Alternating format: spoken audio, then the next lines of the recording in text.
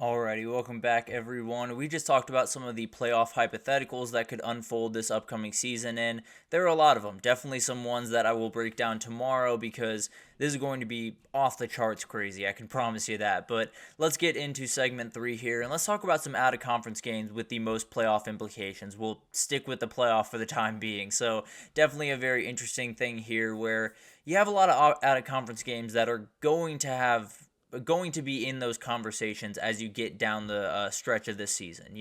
There's not necessarily ones that need to be won because you can win your conference, go into the playoff, and have no problem, really. You could lose all of your out of conference games and still find your way into the playoff, hypothetically. But when you talk about some of these games, there are so many different, teams that they play throughout the season, so many different tie-overs and different things to kind of unpack. And there are 7 games here that I really want to zero in on, and there are a number that I left off here that absolutely could be on this list. So let's jump into this real quick, and let's start with one that everyone is looking forward to in week 1, and definitely will have plenty to say about what we see in the playoff conversations down the stretch.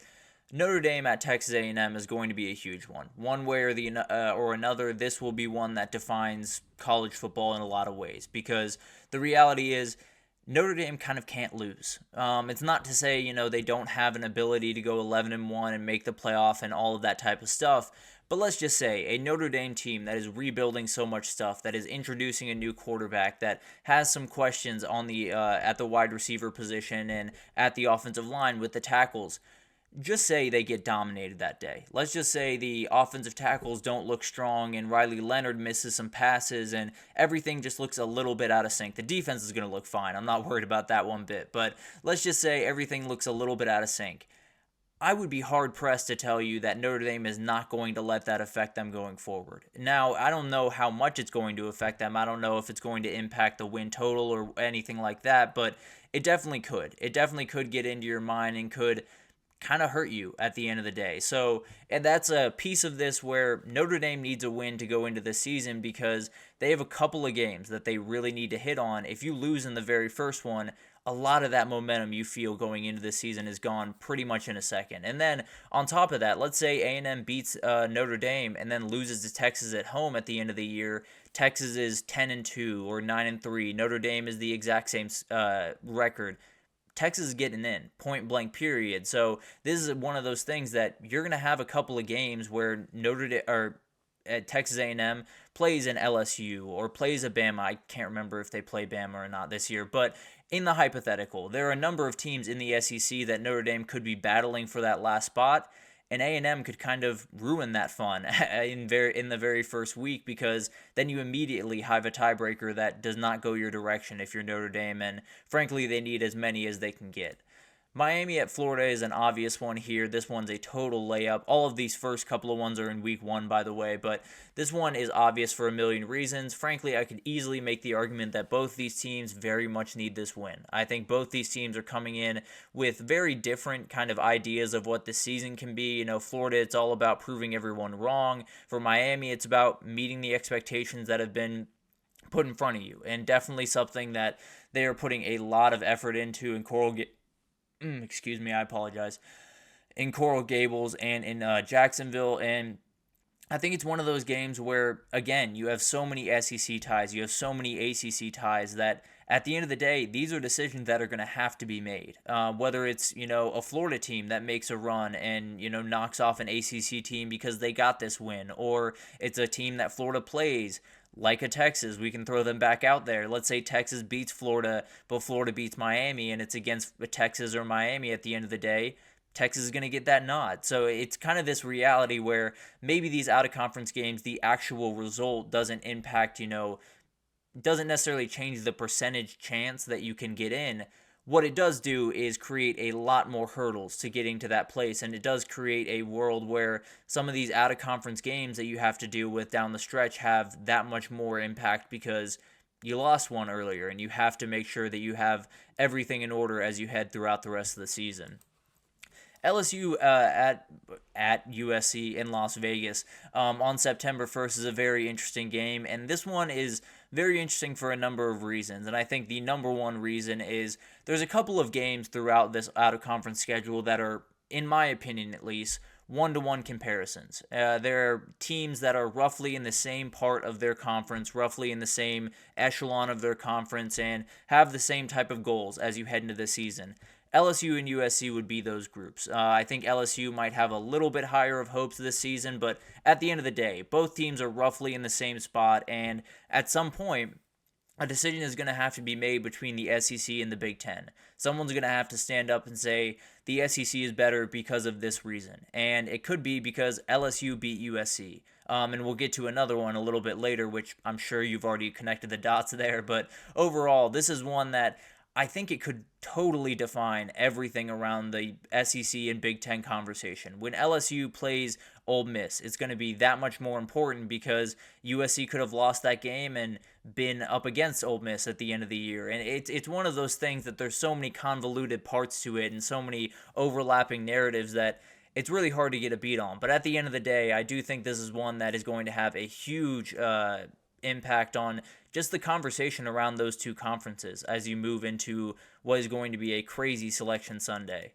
Tennessee at NC State is one that I want to talk about because for whatever reason, people aren't talking about this one. I think everyone's looking at that Michigan-Texas game, which we'll get to here in a second. But at the end of the day, this is a Week 2 game that has plenty to say about what the CFP is going to do at the end of the day because this is a little kind of a one-to-one comparison, not necessarily on the basis of the team. I tend to believe Tennessee is better than NC State, but they're roughly in the same parts of their conference. They're roughly in that second echelon, wants to break through, wants to win a title this year, and both of them can absolutely do that. So it adds, another layer. It adds the other ACC versus SEC layer to this where Tennessee's going to play a number of teams, NC State's going to play a number of teams, and it could dictate how Florida State is viewed at the end of the year. It could dictate how Georgia's viewed at the end of the year. So there's a number of different things that come into play from that game, and I think it's one of the most under radar out-of-conference games as we head into this year. I had to talk about Texas, Michigan. There was no two ways that I wasn't going to talk about them, but this is the biggest one-to-one comparison. These are the class of their conferences in a lot of different ways, and these are two teams that have every expectation to be in their conference title, to go to the playoff, to possibly win a national title, and there are so many different things that can happen because of this. So Texas set themselves up in a way where it feels like this one's going to be a lot like Bama a year ago. It feels like Texas is going to walk in, play really solid football, have a lead for most of the game and just be able to make enough plays to stay in front. It's going to be close, I can promise you that, but it's going to be one of those games that it feels like it has a Bama vibe more and more as we get closer to it, but we'll see what happens on the field. But it's going to be very impactful. Michigan, if they win it, they have a very, very clear path to the CFP. If Texas wins it, it's not quite as clear by any means, but definitely gives them some momentum as they head into this thing. And then Michigan plays Ohio State, Texas plays Georgia, and at the end of the day, there could be a decision having to be made between those teams, whether it's seeding or what have you. There are a number of things that can come into play, and this game is going to be a huge thing to watch as we get into all of that craziness. I did want to include one Group of 5 team in here because this is going to dictate a ton this upcoming year. Tulane is playing Kansas State and Oklahoma, and I would have put Oklahoma on here, but frankly, I think that's a little bit more far-fetched of a win for Tulane. Kansas comes to Tulane. They don't have to, Tulane doesn't have to find their way up to Manhattan, Kansas. Kansas is coming down to New Orleans, and it's going to be really interesting because the reality is, if Tulane wins this game, let's just say in a hypothetical, Tulane wins this game, they are firmly on the inside track to get to the college football playoff. And I think they could suffer a loss or two throughout the fun and get to the AAC championship, win it, and still get in as an 11-2 team. That's how important I think this game is. And that's why I think Tulane scheduling these two teams, we really shouldn't hold it against them, right?